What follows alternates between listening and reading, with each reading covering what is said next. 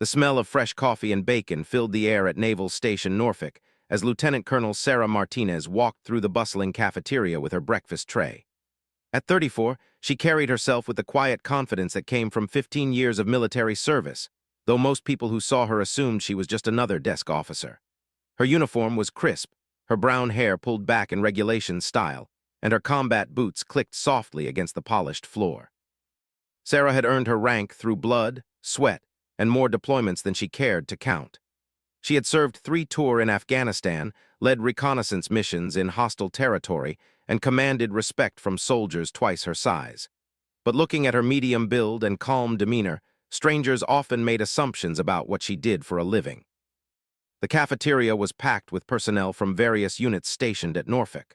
Sailors, Marines, and Army personnel filled the long tables, their conversations creating a steady hum of activity. Sarah found an empty spot near a table where several Navy SEALs were finishing their breakfast. She recognized them by their confident bearing and the way they carried themselves even while sitting down. As she settled into her seat with her scrambled eggs and toast, Sarah noticed one of the SEALs glancing her way. He was probably in his late 20s with the kind of build that suggested countless hours in the gym. His name tape read Morrison, and he wore the insignia of a petty officer first class. His buddies were typical SEAL types, cocky, loud, and used to being the toughest guys in any room. Morrison leaned back in his chair and nudged his teammate. "Check out the Lieutenant Colonel," he said with a smirk, loud enough for Sarah to hear. "Must be nice getting that rank from behind a desk." His comment drew chuckles from his table. Another SEAL whose name tape read Johnson joined in.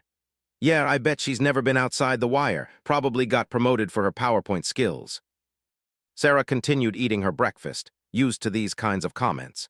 In her years of service, she had encountered plenty of men who assumed that women, especially those in leadership positions, had taken some kind of easy path to get there.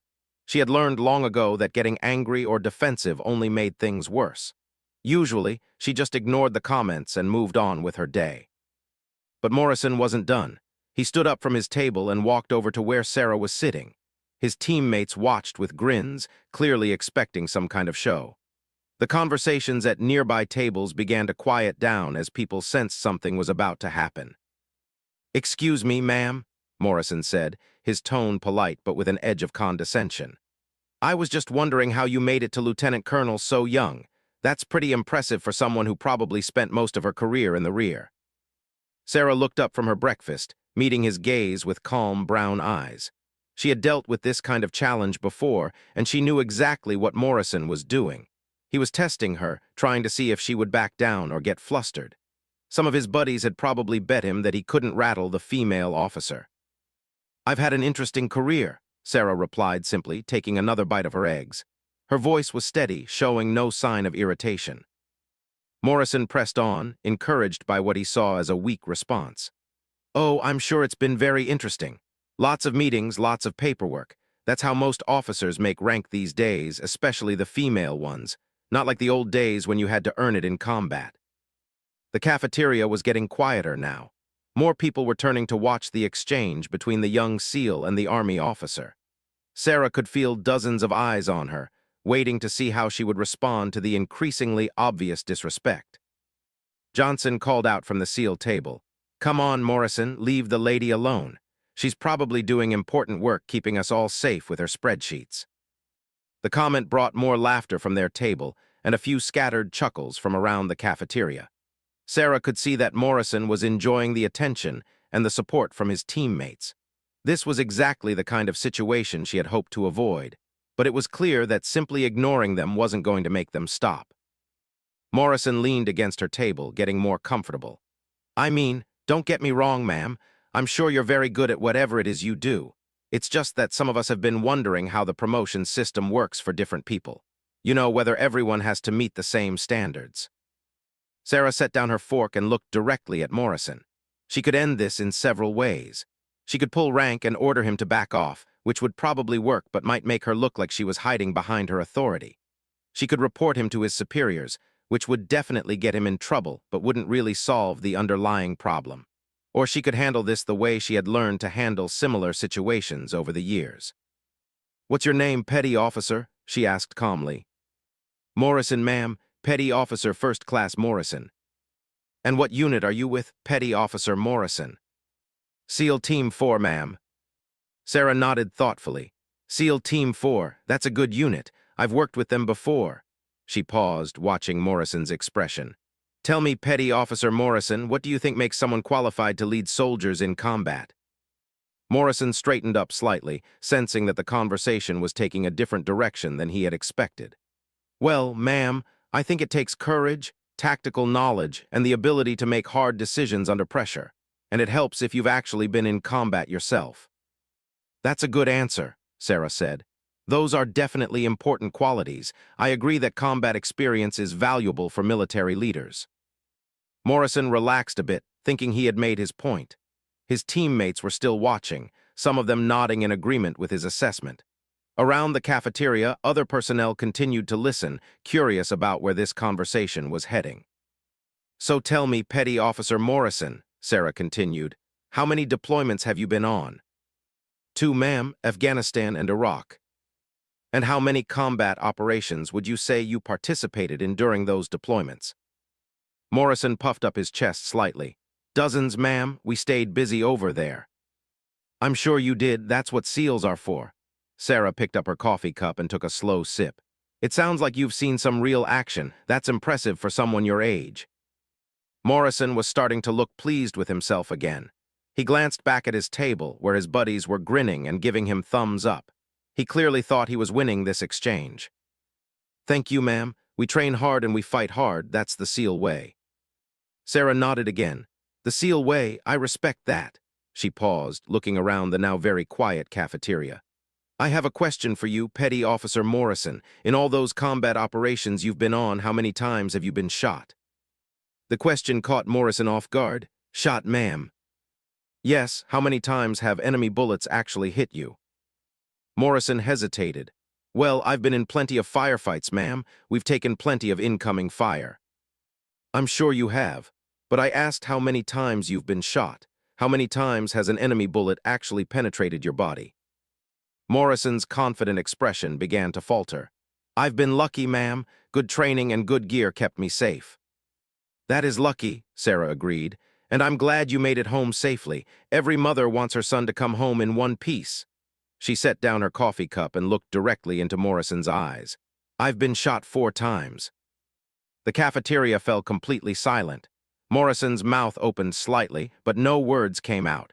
At the SEAL table, the grins disappeared from his teammates' faces. Sarah's voice remained calm and conversational as she continued. The first time was in Afghanistan in 2010. Sniper bullet caught me in the shoulder while I was trying to get my wounded radio operator to safety. Took out a chunk of my collarbone, but I kept moving because my soldier needed medical attention. Morrison took a step back from the table. Around the cafeteria, people had stopped eating to listen. The second time was 6 months later. Same deployment. IED went off under our convoy, and when I got out to check on my soldiers, a Taliban fighter put a rifle round through my thigh. Missed the bone, but it took 3 months of physical therapy before I could run again. Sarah picked up a piece of toast and took a bite, as casual as if she were discussing the weather. Morrison stood frozen, his face growing pale. The third time was in 2012, different deployment. We were doing a night raid on a compound, and I took a pistol round in the abdomen. That one was touch and go for a while. Spent 2 weeks in Germany before they could ship me back to the States. She paused to take another sip of coffee while the entire cafeteria waited for her to continue. Morrison looked like he wanted to disappear into the floor. The fourth time was 2015, Syria. Special operations mission that I probably shouldn't talk about in mixed company. Rifle round caught me just below my vest, broke 2 ribs and punctured my lung. I had to finish the mission before I could get medical attention. Sarah set down her coffee cup and looked around the silent cafeteria. Now, Petty Officer Morrison, would you like to know how many enemy combatants I've personally killed? The silence in the cafeteria was so complete that Sarah could hear the hum of the fluorescent lights overhead. Morrison stood motionless, his face drained of color, while his teammates at the nearby table looked equally stunned. What had started as a casual morning of harassment had turned into something none of them had expected. Sarah didn't wait for Morrison to answer her question about enemy kills. She could see in his expression that he understood the conversation had taken a serious turn. Instead, she gestured to the empty chair across from her. "Why don't you sit down, Petty Officer Morrison? You look a little unsteady." Morrison glanced back at his table, where his teammates were watching with wide eyes. The confident swagger he had displayed just minutes earlier was completely gone. He hesitated for a moment, then slowly sat down in the chair Sarah had indicated. "I don't think I need to give you specific numbers," Sarah continued, her voice still calm and conversational. "But I will tell you that in 15 years of active service, I've been in more firefights than I care to remember. I've led soldiers through some of the worst terrain and most dangerous missions the Army has to offer." She picked up her fork and took another bite of eggs, giving Morrison time to process what she had just told him. Around the cafeteria, personnel from various units continued to listen in stunned silence. Word was already spreading to tables further away, with people craning their necks to see what was happening. "The thing is, Petty Officer Morrison," Sarah continued, "you made an assumption about me based on what you could see. You saw a woman in an Army uniform with Lieutenant Colonel rank tabs, and you assumed she must have taken some kind of easy path to get there. You figured she probably spent her career pushing papers and kissing up to the right people." Morrison opened his mouth to speak, but Sarah held up a hand to stop him. "I understand why you made that assumption. I really do. There are people in the military who advance their careers without ever seeing real combat. Some of them are men, some of them are women. But the mistake you made was thinking you could identify those people just by looking at them." Sarah reached into her pocket and pulled out her wallet. From it, she extracted a small, worn photograph and placed it on the table where Morrison could see it. It showed a younger version of Sarah in full combat gear, standing with a group of soldiers in what was clearly a combat zone. Her uniform was dirty and torn, and there was a field dressing visible on her arm. "That was taken in 2011, she said. "3 days after I got my second Purple Heart. The soldier standing next to me is Sergeant Rodriguez. He's alive today because when our convoy got hit, I ran through enemy fire to pull him out of a burning Humvee.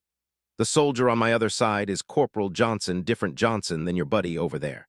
He's alive because I carried him 2 miles to an extraction point after he took shrapnel in both legs." Morrison stared at the photograph, then back at Sarah's face. She could see the wheels turning in his head as he tried to reconcile the composed woman sitting across from him with the combat veteran in the picture. "Here's what you need to understand about leadership, Petty Officer Morrison," Sarah continued. "Real leadership isn't about being the loudest person in the room or the most physically intimidating. It's not about proving how tough you are by putting other people down.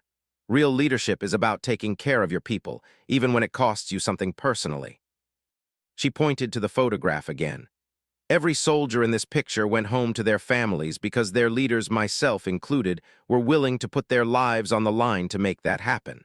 That's what leadership looks like in combat. It's not glamorous, it's not fun, and it doesn't always end well."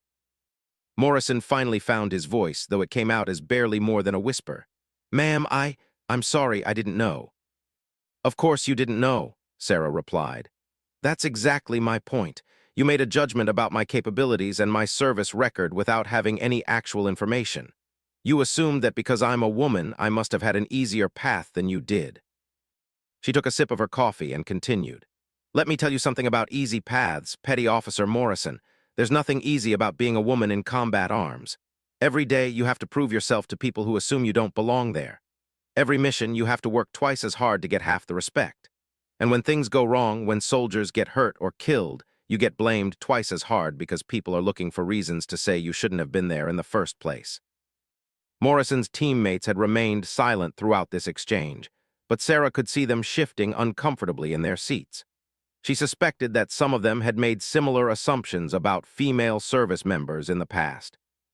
"The irony," Sarah said, "is that you questioned whether I had earned my rank through combat service. But here's something you might not have considered. How many operations have you been on where you were the senior-ranking person responsible for bringing everyone home alive?" Morrison looked confused. "Ma'am, you said you've been on dozens of combat operations. That's impressive. But in how many of those operations were you the person making the life-and-death decisions? How many times have you had to choose which soldier to send through a door first, knowing that choice might determine who lives and who dies?" Morrison was quiet for a long moment. I follow orders, ma'am. I trust my officers to make those decisions. Exactly, Sarah said. You follow orders, and that's important. The military couldn't function without people who can follow orders effectively. But leadership means giving those orders. It means being responsible for the consequences when things go wrong. It means lying awake at night wondering if you made the right call when Sergeant Smith got wounded because you sent him left instead of right. She picked up the photograph and looked at it for a moment before putting it back in her wallet. I've made those decisions hundreds of times, Petty Officer Morrison. I've sent good soldiers into dangerous situations because the mission required it. I've had to write letters to parents explaining how their sons and daughters died under my command. That's what this rank represents, not paperwork and meetings, but the weight of being responsible for other people's lives. Morrison stared at the table, clearly struggling with what he had learned.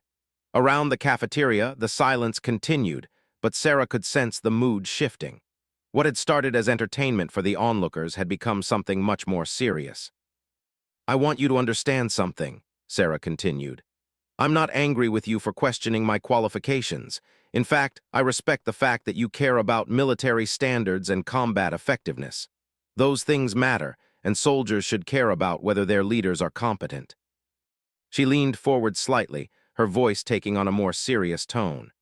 But I am disappointed that you chose to challenge me publicly without having any actual information about my service record. That shows a lack of judgment that could get people killed in combat. A good soldier gathers intelligence before making assumptions about friend or foe. Morrison finally looked up from the table, meeting Sarah's eyes. Ma'am, I was way out of line. I made assumptions I had no right to make. I'm truly sorry. Apology accepted, Sarah said. But I want you to think about why you made those assumptions. And I want you to consider whether you've made similar assumptions about other people based on their appearance or their gender or their race or whatever else you might notice about them. She stood up from the table, picking up her breakfast tray. The military is changing, Petty Officer Morrison. We have more women in combat roles now than ever before. Some of them are excellent soldiers, some of them are not just like the men. But if you're going to question someone's qualifications, base it on actual evidence, not on stereotypes. Morrison stood up as well, coming to attention. Yes, ma'am, understood. Sarah nodded and turned to address the entire cafeteria, which was still listening to every word. That goes for all of you, she said, her voice carrying across the room. We're all on the same team here. We all wear the same flag on our uniforms. Judge people by their actions and their character, not by assumptions and prejudices. She started to walk away, then turned back to Morrison one more time.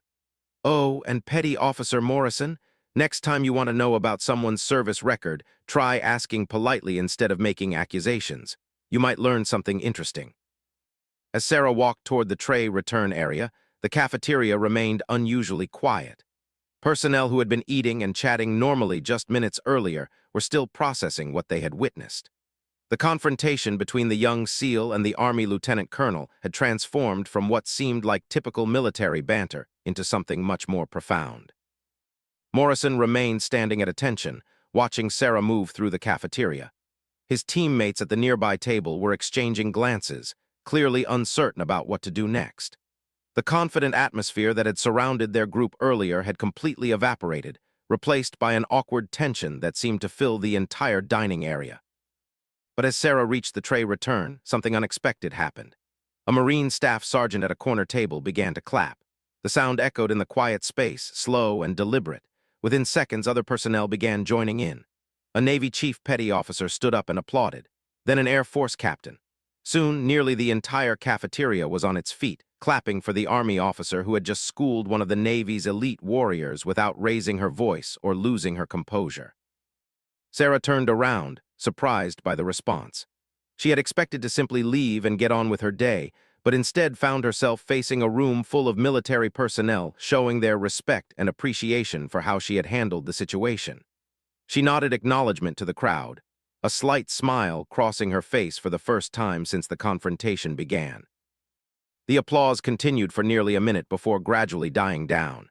As people began to return to their seats and resume their conversations, Sarah noticed something interesting happening at the SEAL table. Instead of the defensive posturing she might have expected, Morrison's teammates were looking at their friend with expressions that suggested they were learning something about him. and about themselves.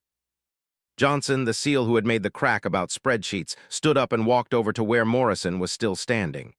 "Dude," he said quietly, "that was messed up. You really stepped in it this time." Morrison nodded slowly, his face still pale. "Yeah, I know, I feel like an idiot." "You should," said another teammate, a petty officer second class whose name tape read Williams. "That woman has more combat experience than all of us combined, and you just accused her of being a desk jockey." As the SEALs talked among themselves, other conversations were breaking out around the cafeteria.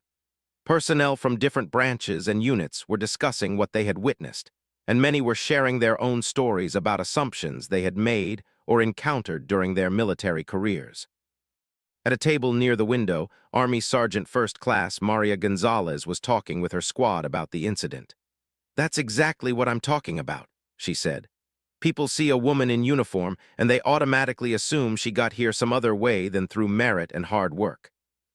One of her soldiers, a young specialist named Davis, looked thoughtful. "I have to admit, Sergeant, I've probably made some of those assumptions myself. I never really thought about it before." "Most people don't," Gonzalez replied. "But that's the problem. These assumptions become so automatic that we don't even realize we're making them." Similar conversations were happening throughout the cafeteria. The incident had sparked a broader discussion about preconceptions, military service, and the changing face of the armed forces. What had started as an embarrassing confrontation had evolved into an unexpected teachable moment for everyone present.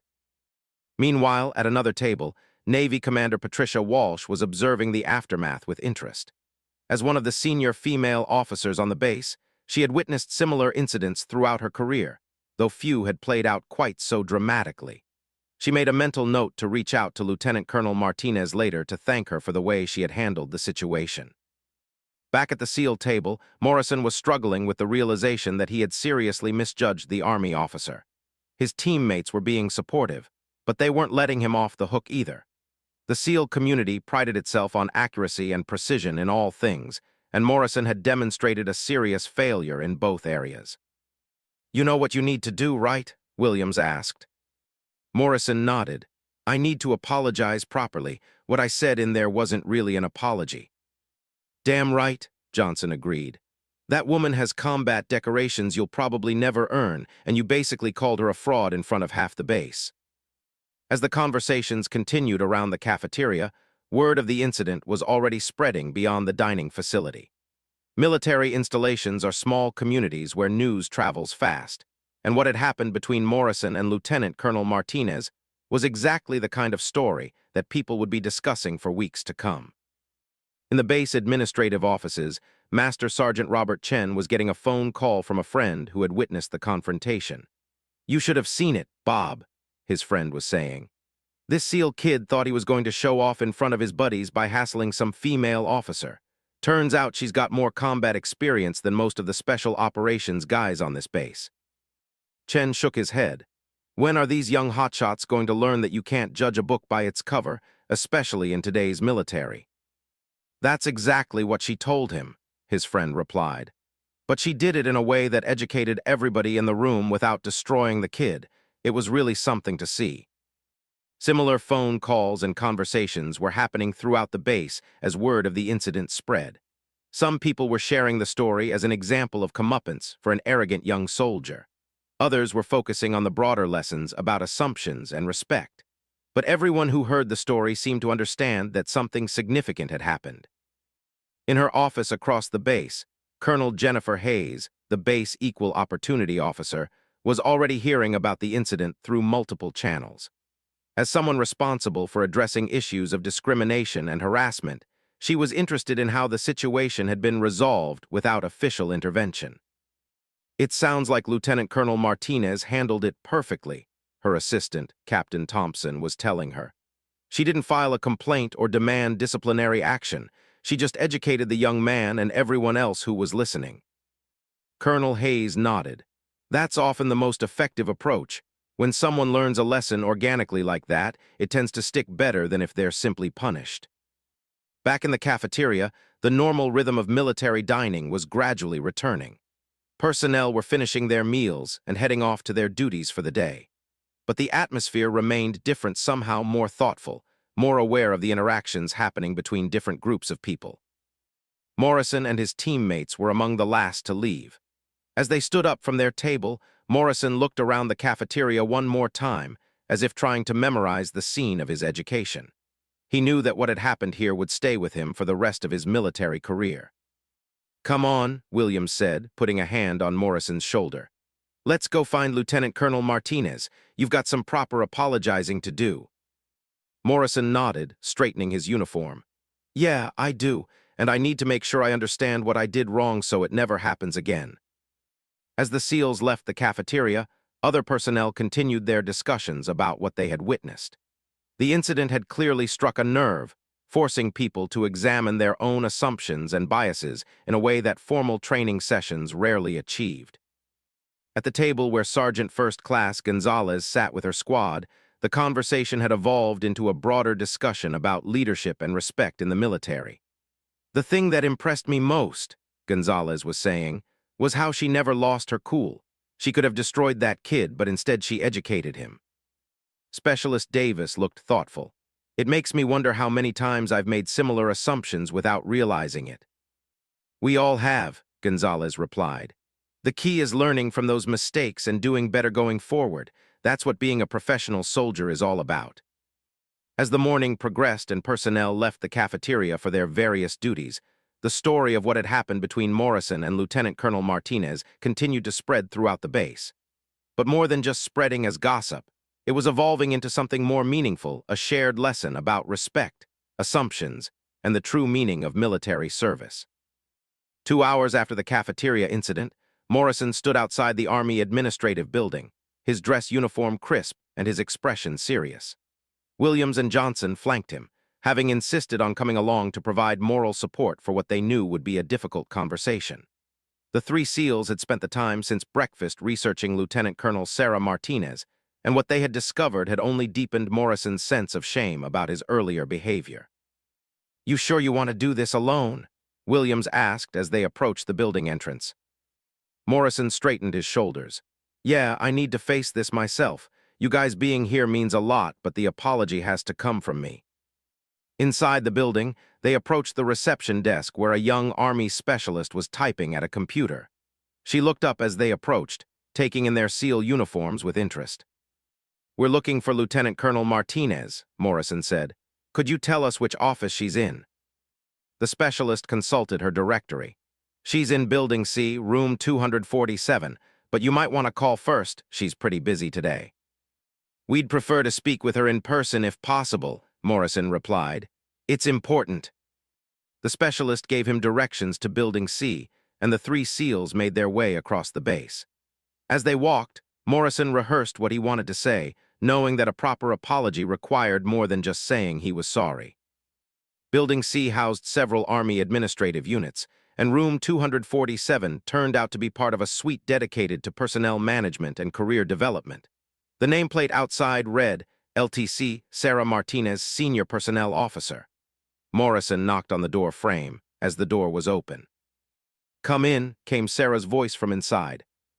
The three SEALs entered to find Sarah sitting behind a desk covered with personnel files and official documents. She looked up from her computer, showing no surprise at seeing the men who had been involved in the morning's incident. "Petty Officer Morrison," she said neutrally, "what can I do for you?"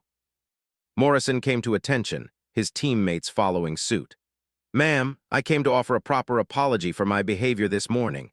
What I said was unprofessional, disrespectful, and completely out of line." Sarah gestured for the three men to take seats in the chairs across from her desk. "I appreciate you coming by, Petty Officer Morrison. Please sit down." As they settled into their chairs, Morrison continued. "Ma'am, after our conversation this morning, my teammates and I did some research on your service record. What we found made me realize just how badly I misjudged you and how inappropriate my comments were." Sarah raised an eyebrow. "Oh, and what did you find?" Johnson spoke up. "Ma'am, we discovered that you're a Ranger-qualified infantry officer with multiple combat deployments. You've earned 3 Bronze Stars, 4 Purple Hearts, and the Distinguished Service Cross. You've commanded everything from platoons to battalions in some of the most dangerous areas of Iraq and Afghanistan."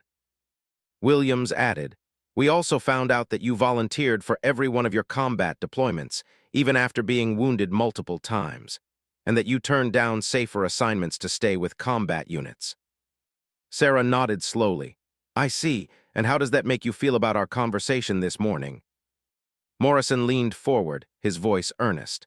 "Ma'am, it makes me feel like an ignorant fool who let his prejudices override his judgment. I made assumptions about you based on nothing more than your gender, and I was completely wrong about everything." "Tell me more about these assumptions," Sarah said. "I want to understand your thinking process."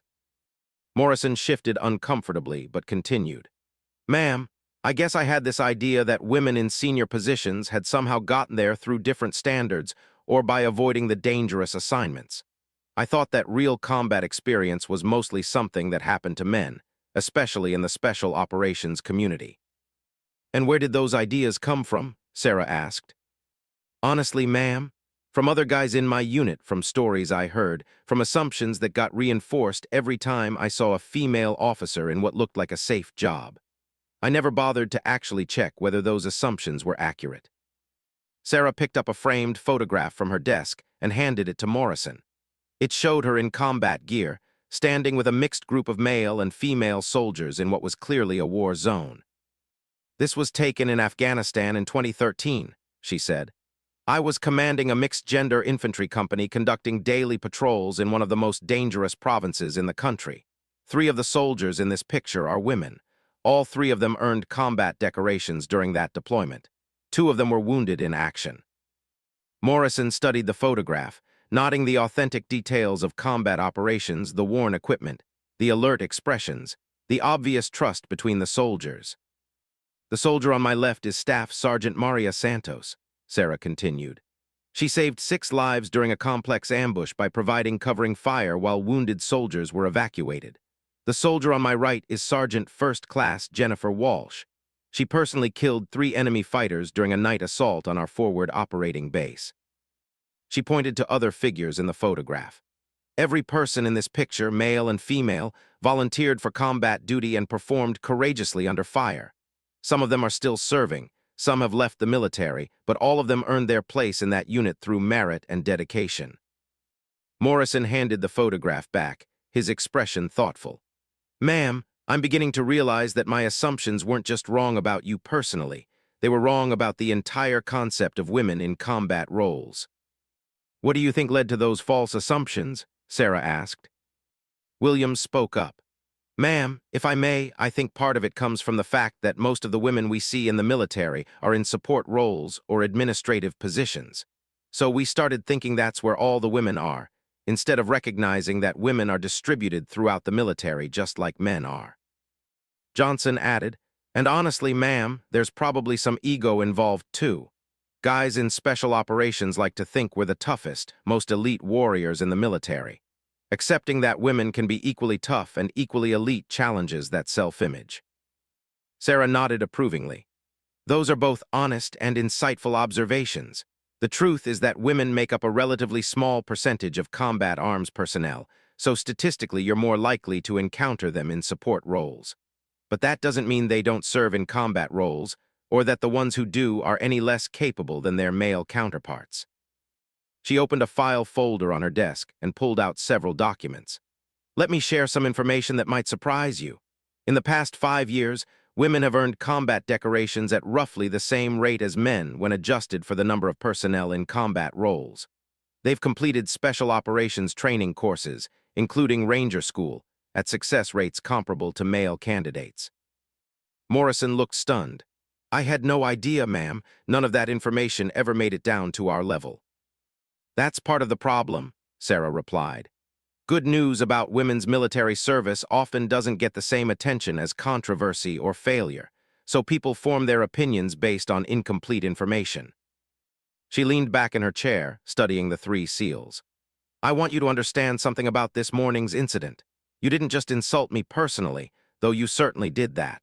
You insulted every woman who has served honorably in combat, and you reinforced stereotypes that make it harder for future women to be accepted in combat roles." Morrison's face flushed red. "Ma'am, I never thought about it that way.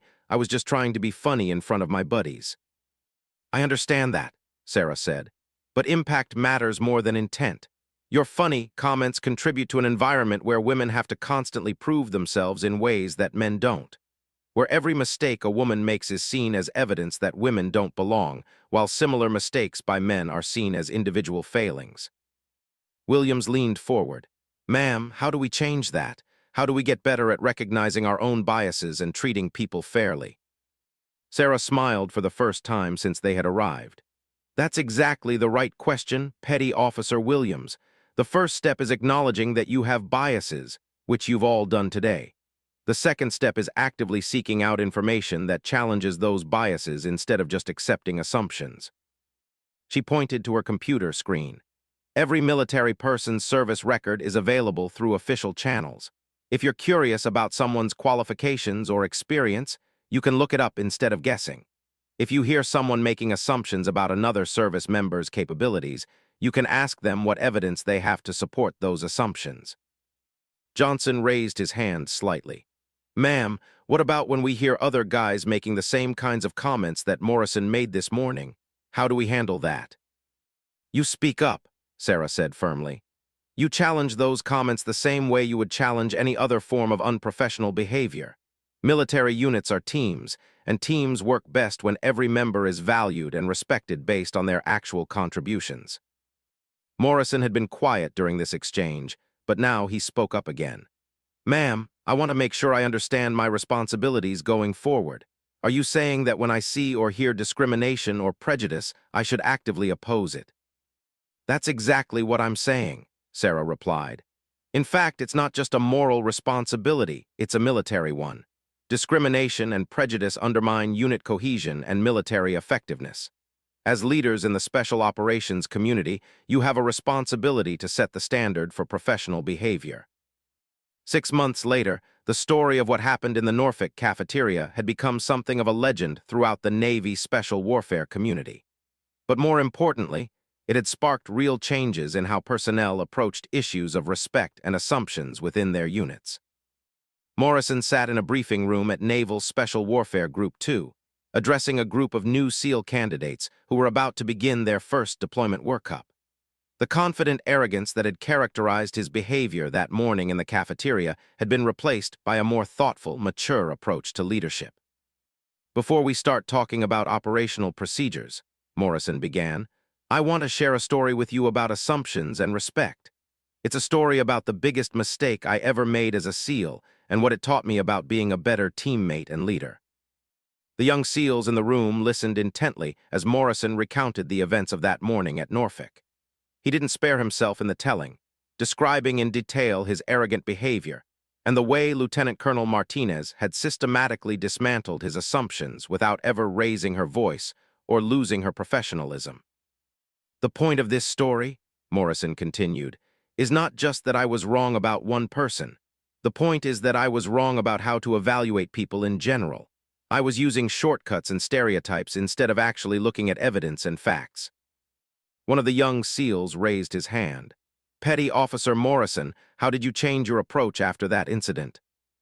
Morrison smiled slightly. Good question. First, I had to acknowledge that my assumptions were based on prejudice, not facts. Then I had to actively work to educate myself about the reality of women's service in combat roles. But most importantly, I had to change how I interacted with all service members, not just women. He clicked to the next slide in his presentation, which showed statistics about women's performance in various military roles. What I learned is that every person in our military has earned their place through training, dedication, and often through combat service.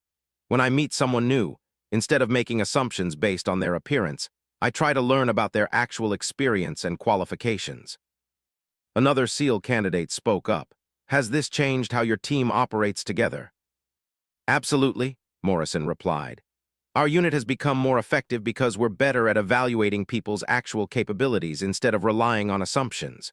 We've worked with female intelligence officers, pilots, medics, and other specialists who have proven themselves in combat. Judging them by their performance instead of their gender has made our missions more successful. Meanwhile, across the country at Fort Bragg, Lieutenant Colonel Sarah Martinez was conducting her own training session with a group of Army officers preparing for deployment. The incident at Norfolk had become part of her regular curriculum when discussing leadership and unit cohesion. Leadership in combat is about making good decisions under pressure, Sarah told her audience. But it's also about creating an environment where every member of your unit can perform to their maximum potential. Prejudice and assumptions create barriers that prevent teams from functioning effectively. A young captain in the audience asked, "Ma'am, how do you handle situations where soldiers under your command have biases that affect unit performance?" Sarah considered the question carefully. Direct confrontation isn't always the most effective approach. Sometimes, education and example work better than punishment. When someone has genuinely learned from their mistakes and changed their behavior, they often become the most effective advocates for improvement. She clicked to a slide showing a photograph of Morrison addressing a group of SEAL candidates.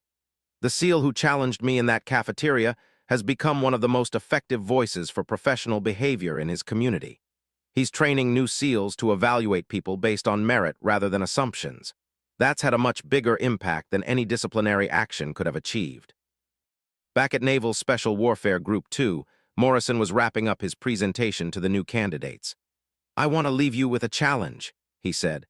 "During your careers, you're going to work with people from all branches of the military, from all backgrounds, and with all kinds of experience. Your success as operators will depend partly on your ability to accurately assess their capabilities and work effectively with them." He paused, looking around the room at the young faces. "Don't make the mistake I made. Don't let assumptions and prejudices prevent you from recognizing the skills and experience of the people around you. The military has changed, and it's continuing to change. The most successful operators are the ones who can adapt and work effectively with that changing environment." One of the candidates raised his hand. "Petty Officer Morrison, do you ever regret that the incident happened?" Morrison thought for a moment before answering. "I regret my behavior that day, and I regret that I had to learn such an important lesson by embarrassing myself in front of a room full of people. But I don't regret that it happened, because it made me a better SEAL and a better person. Sometimes we need to be uncomfortable to grow." After the session ended, Morrison gathered his materials and headed to his office. On his desk was an email from Sarah Martinez, who had heard about his training sessions from mutual contacts in the military community. "Petty Officer Morrison," the email read, "I wanted to let you know that I've heard excellent reports about the training you're providing to new SEAL candidates. The fact that you've turned a personal mistake into a learning opportunity for others demonstrates real leadership and maturity. The military needs more people who are willing to examine their own biases and help others do the same. Keep up the good work." Morrison smiled as he read the message. Over the months since the cafeteria incident, he and Sarah had developed a professional relationship based on mutual respect. She had even provided input on his training curriculum, helping him develop more effective ways to address bias and assumptions in military settings. The changes sparked by that morning's confrontation had spread far beyond just Morrison's unit. Throughout the Navy Special Warfare community, the story had prompted discussions about respect, professionalism, and effective teamwork. Similar conversations were happening in other military communities as word of the incident spread through official and unofficial channels. At the Naval War College, the incident had become a case study in leadership and conflict resolution. Students analyzed how Sarah had managed to educate rather than simply punish, and how her approach had led to lasting changes in behavior rather than just temporary compliance. Commander Patricia Walsh, who had witnessed the original incident, was now using it as an example in her own leadership courses. "Effective leadership sometimes means choosing education over punishment," she would tell her students.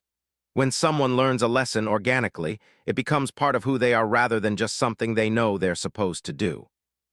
The ripple effects continued to spread through the military community. Young officers and enlisted personnel who heard the story began examining their own assumptions and biases.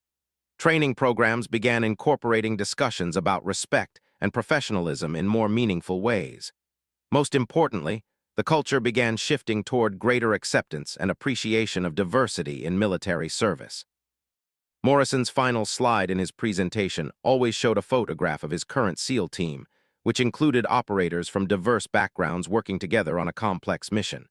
"This is what effective teamwork looks like," he would tell his audiences. "Every person in this picture earned their place through merit and dedication.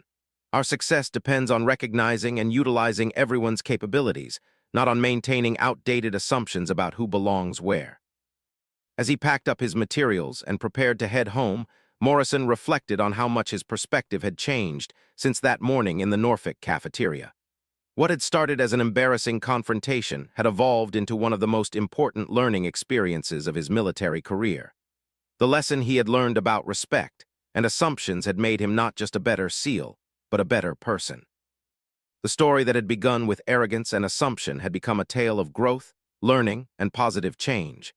Exactly the kind of transformation that Sarah Martinez had hoped to inspire when she chose education over retaliation that morning in the cafeteria.